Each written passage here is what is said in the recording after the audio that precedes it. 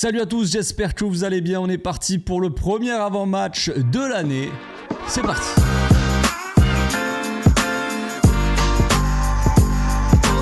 Au passage, n'hésite pas à nous rejoindre si c'est pas encore fait et à partager la chaîne autour de toi, ça fera plaisir à tonton. Avant de commencer cette petite vidéo, je souhaite la bonne année et la bonne année à tout le monde. Bonne année, bonne santé, meilleurs vœux, que tous vos rêves se réalisent, que voilà, un maximum de réussite pour tout le monde.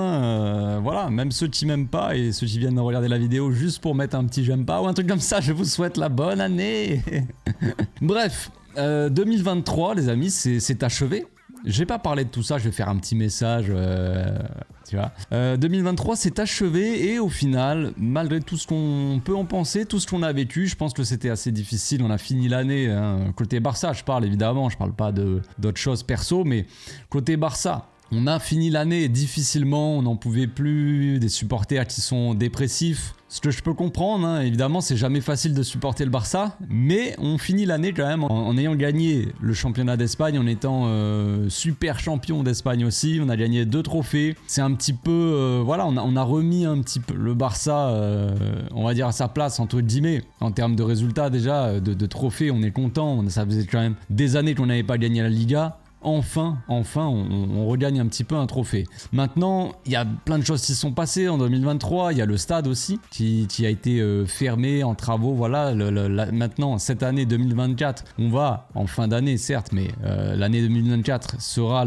celle du renouveau aussi, un petit peu. Nouveau stade. Il y a plein de nouvelles choses qui vont arriver, évidemment. On sait pas trop ce qui va se passer sur le mercato. Je sais pas si l'équipe sera exceptionnelle, mais en tout cas, retrouver déjà notre maison, un nouveau stade, tout ça, je sais pas, j'ai l'impression que le club va aussi un petit peu de l'avant. Sportivement, on peut avoir quelques doutes. À l'instant T, on va dire, on a quand même quelques doutes de ce qui se passe sur le terrain. Mais en dehors des terrains, quand même, on a l'impression que le Barça, quand même, avance un minimum, même si économiquement, c'est jamais facile. Voilà, mais il y a la Super League qui arrive. On sait pas trop ce qui va se passer avec ça. Mais il y a ça, il y a plein de nouveaux projets, tu vois. Et je me dis que il y a pas mal de choses qui sont quand même sympathiques. C'est assez emballant, tout ce qui se passe, je trouve. Donc maintenant, la question, c'est est-ce que les joueurs qui sont passés maintenant aussi en 2024, est-ce qu'ils ont changé un petit peu de mentalité? Est-ce qu'il y a une remise en question, quelque chose? Est-ce que les joueurs vont vraiment y aller sur le terrain? Parce qu'on a quitté le Barça, on a quand même quitté un Barça où le meilleur joueur, c'était, dans le dernier match,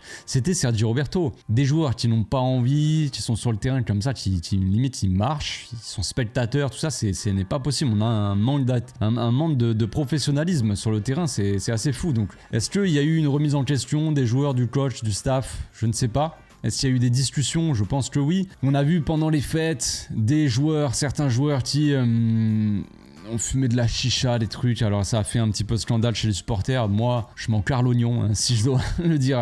Franchement, je m'en fous complètement. Il y en a plein qui disent ouais, c'est pas normal, c'est pas je sais pas quoi. C'est les fêtes. Je suis pas sûr que ça change grand chose à sa carrière. Pas comme s'il faisait ça tous les soirs, tu vois. S'il fait ça une fois, le gars, je pense qu'il y a d'autres problèmes dans la vie. On va pas s'attarder sur des petits trucs comme ça, juste histoire d'emmerder tout le monde, quoi. Donc, en gros, j'espère qu'il y a quand même un changement de mentalité. On a vu là les infos comme quoi, soi-disant, à l'entraînement, les joueurs montrent une attitude de ouf. Il n'y a jamais eu autant d'intensité à l'entraînement, tout ça. C'est la moindre des choses, vu ce qu'ils ont montré depuis le début de saison. Vu comment l'équipe, elle est instable, on attend une attitude irréprochable, en fait. C'est tout ce qu'on souhaite. Certes, on attend des joueurs qui sont au niveau sur le terrain, une équipe exceptionnelle, des buts, des trucs comme ça, mais déjà, si l'attitude n'est pas là, le reste, c'est compliqué. Cette équipe-là n'a pas le talent pour réussir sans avoir une attitude irréprochable, en fait. C'est ça le truc. C'est qu'on n'a pas une génération de joueurs là qui sont exceptionnels. Les mecs, c'est pas des Neymar, c'est pas des Ronaldinho, c'est pas des Xavi, Iniesta, des Messi, des je sais pas qui, tu vois. Vous pouvez pas, arriver sur le terrain, main dans les poches et avec votre talent, faire le taf comme il faut. Vous n'avez pas ce talent-là. Voilà, donc vous devez mettre l'attitude qu'il faut pour réussir. Déjà, ça sera un premier bon point, quoi. Donc parlons un petit peu du match. Cette équipe de Las Palmas, elle est magnifique. C'est une des révélations de la saison. Ils sont pas très bien classés. Ils sont quand même 10e au classement. Ça reste quand même correct. Ils sont à 25 points. Nous, on est à 38. Bon, voilà, peu importe. Mais 10e, voilà, en étant quand même... ils arrivent de Division 2. Ils viennent pour leur première saison, là, comme ça. Et ils arrivent quand même à produire un football très, très plaisant. Évidemment, il y a beaucoup d'anciens du Barça dans cette équipe, dont le coach Garcia Pimienta, un ancien coach de la Masia, on en a déjà parlé un petit peu. Un coach qui a des idées très claires, un football très... une patte, on va dire, sur son équipe qui est très visible. Un football made in Barça d'avant.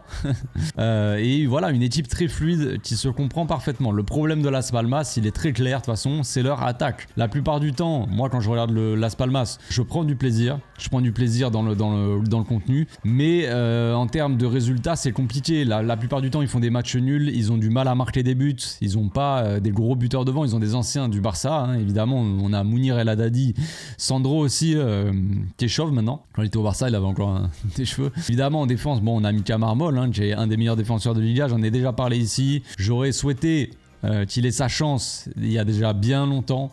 On avait quand même, à l'époque... Bon, c'était Koeman qui a fait ça, mais bon, c'est pas grave. Il a donné sa chance aux jeunes, à ce qui paraît, donc ça va. Mais il avait quand même donné... Les mecs ont donné la chance à Mingueza, mais pas à Mika Marmol, qui avait 10 fois plus de talent que lui. C'est pas grave. Je ne lui en veux pas, non c'est faux, je lui en veux.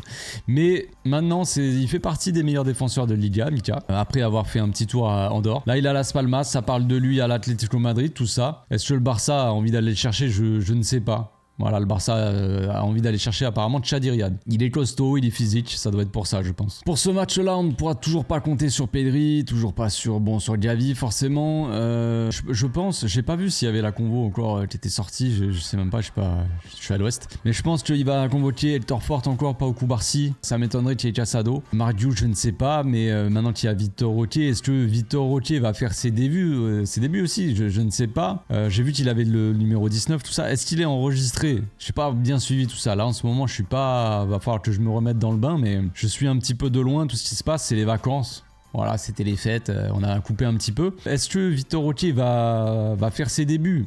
Est-ce qu'il va être enregistré à temps pour faire ses débuts contre Las Palmas? Ça serait sympathique. On est persuadé qu'il ne sera pas titulaire, évidemment. Mais plus vite il se met dans le bain, mieux c'est. Il faut qu'il s'adapte à l'équipe, à ses coéquipiers, tout ça, voilà. Donc on va parler de la composition d'équipe tout de suite. Bon, pour cette composition d'équipe, je vais faire assez classique, on va dire. Bon, en l'absence de Ter Stegen, Iñaki Peña au cage. Je vais partir avec une défense, avec 3 défenseurs centraux. Cette fois-ci, on va retester quelque chose comme ça. Enfin, moi, je partirai comme ça, hein, bien sûr. Un milieu, Frenkie, Fermin Lopez et Gundogan. Bon, pas de Pedri, pas de... Voilà, ça parle de Sergi Roberto ou d'Oriol Romeu. C'est vrai que quand on regarde le match de Sergi Roberto la dernière fois, il a fait quand même le taf, je trouve, contre Almeria. Est-ce que Las Palmas, ça sera pareil? Je ne sais pas. Après, c'est vrai qu'on aurait pu mettre Gundogan dans un rôle un peu plus offensif parce qu'on sait qu'il doit apporter un peu plus offensivement et partir avec Sergi Roberto et faire un double pivot. Frenkie et Sergi Roberto en phase offensive. Avec, bon... Félix en attaque, je retente Félix, hein, même si dernièrement, franchement, il ne satisfait clairement pas dans son attitude. Je remets Rafinha aussi, voilà, Rafinha et Lewandowski, hein, voilà. Donc on a toujours une attaque, c'est toujours le même problème, mais bon, bref, ça c'est un détail. Donc, Joao Félix, qui rentre dans l'axe comme d'habitude, un Joao Félix qui ne colle pas trop la ligne, hein, et qui est un peu plus axial et qui est un peu plus intéressant comme ça, avec un Cancelo qui prend le couloir et qui, comme on l'a déjà dit, peut échanger sa place avec Félix. Si Félix un peu à un moment colle la ligne, on va dire, Cancelo il peut s'insérer comme ça dans le demi-espace, ils peuvent un peu échanger les deux rôles, mais un Cancelo plutôt sur la ligne. Baldé, je sais que c'est compliqué, donc je partirai pas avec un Baldé non plus complètement titulaire dès le départ, comme ça dès le début de l'année. Il y a un match dimanche contre je sais plus qui là, Union Barbecue là, en Coupe d'Espagne. Donc là on pourra faire tourner, on pourra mettre des joueurs qui n'ont pas l'habitude de jouer, on va dire. Et donc une défense à 3, Koundé, Christensen, Araujo, voilà.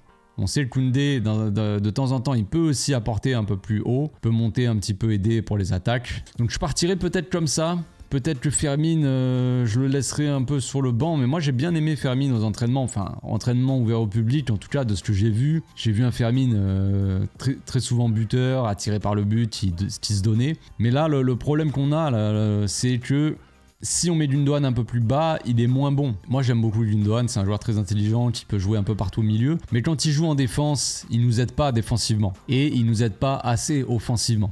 En fait, c'est ça le problème. Là, quand il joue quand il joue bas, de toute façon, la seule raison pour laquelle il joue bas, c'est que c'est le seul qui peut ressortir les ballons proprement, intelligemment, tu vois, à la place d'Oriol, qui ne sait pas vraiment le faire, tu vois. Si on a un Sergi Roberto qui est plus ou moins à un niveau correct, pourquoi pas lui laisser un peu les tâches défensives, le travail de l'ombre, le travail besogneux à la place de Frenchie qui ne sait pas forcément défendre, qui n'en a pas envie. Eh bien laissons ce travail là à Sergi Roberto qui lui il n'y aura pas de problème pour lui, en tout cas il n'aura pas un manque d'envie quoi. Donc Sergi Roberto plutôt sur le travail défensif et Frenchie plutôt sur le travail offensif et les sorties de balles, et un Gundogan qui sera occupé un peu plus offensivement à essayer de créer quelque chose, soit des appels dans la surface, soit des tirs, soit des passes décisives. Essayer de trouver enfin aussi une connexion entre Gundogan et Lewandowski qui ne marche pas pour le moment. C'est pas forcément de la faute à Gundogan de toute façon, mais ça serait bien pour ce début d'année là, essayer quelque chose,